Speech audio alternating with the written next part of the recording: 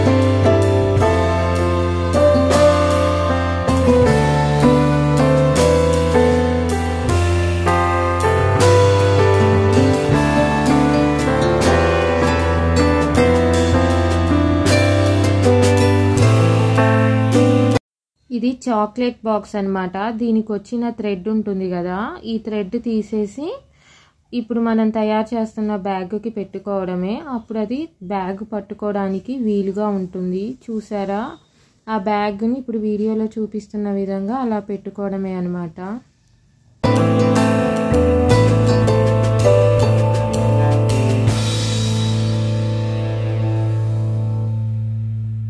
ఒకవేళ మన దగ్గర ఇలాంటి చాక్లెట్ బాక్స్ లేదనుకోండి, అప్పుడు మనం ఏదైనా వైర్ ముక్క తీసుకొనైనా ఇలా కట్టొచ్చు అనమాట.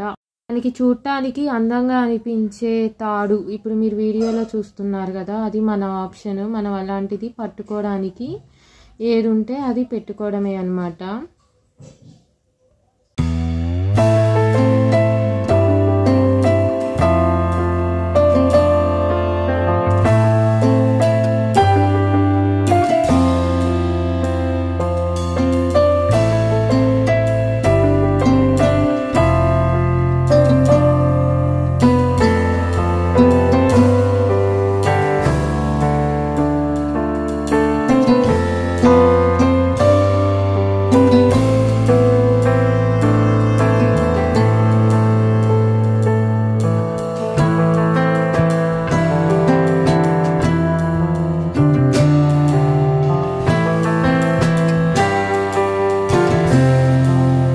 చూసారా ఫ్రెండ్స్, బ్యాగ్ అయితే రెడీ అయిపోయింది. ఎలా ఉందో బ్యాగ్, బాగుంది కదా.